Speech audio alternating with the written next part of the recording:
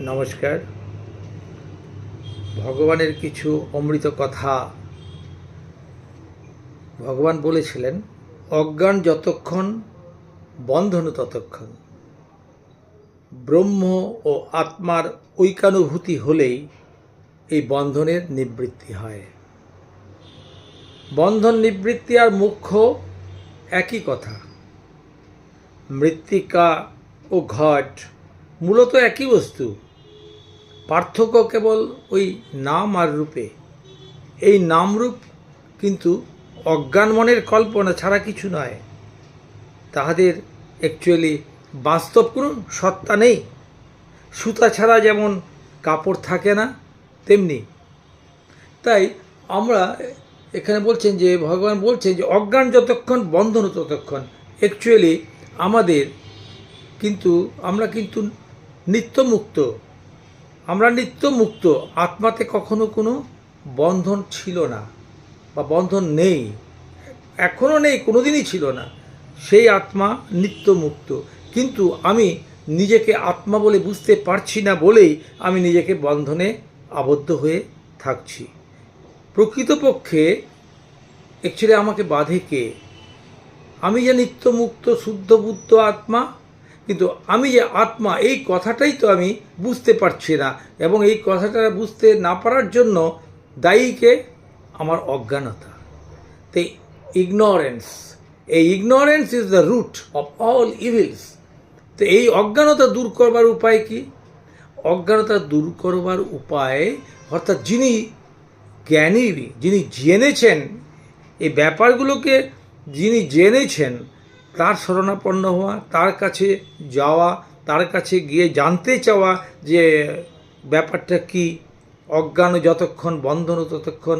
সুতরাং যিনি জেনেছেন তিনি জ্ঞানী পুরুষ, অর্থাৎ জ্ঞানী গুরু। যার কাছ থেকে আমরা কিছু শিখি তাকে গুরু বলা হয়। তাই জ্ঞানী গুরুর সান্নিধ্যে যেতে হবে। কিভাবে যেতে হবে তারও কিছু উপায়, তারও কিছু নিয়ম আমাদের ভগবান শ্রীকৃষ্ণ বলে দিয়েছেন গীতা মুখে। তদ্বিদ্ধি প্রণিপাতেন পরিপ্রশ্নেন সেবয়া উপদেক্ষন্তি তে জ্ঞানম জ্ঞানীন তত্ত্বদর্শিনম।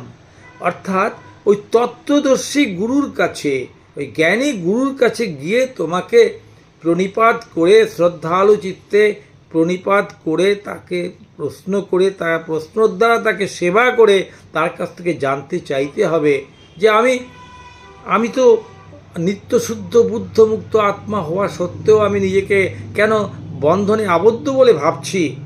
আমার এই অজ্ঞানতা কি করে দূর হবে গুরুদেব? তখন গুরুদেব তোমার সেবায়, তোমার প্রশ্নে প্রীত হয়ে তিনি তোমাকে উপদেশগুলো দেবেন। এবং সেই উপদেশের দ্বারায় আমরা যদি শ্রদ্ধালু চিত্তে সেই উপদেশগুলো শ্রবণ করি, মনন করি, তাহলে কিন্তু আমরা ব্রহ্ম ও আত্মার ঐকানুভূতি, মানে ব্রহ্ম এবং আত্মা যে একই বস্তু, সেটা আমরা উপলব্ধি করতে পারবো।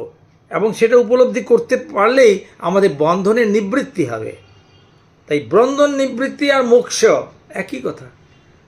বন্ধন নিবৃত্তি হওয়া মানেই মোক্ষ, অজ্ঞানের নিবৃত্তি মানেই জ্ঞানের উদয়। যেমন মৃত্তিকা ও ঘট। মৃত্তিকা ও ঘট তো একই বস্তু। ঘট তো মৃত্তিকা ছাড়া থাকতে পারে না, হতে পারে না। ঘট যখন হয়েছে ওটা মৃত্তিকা দিয়ে তৈরি হয়েছে।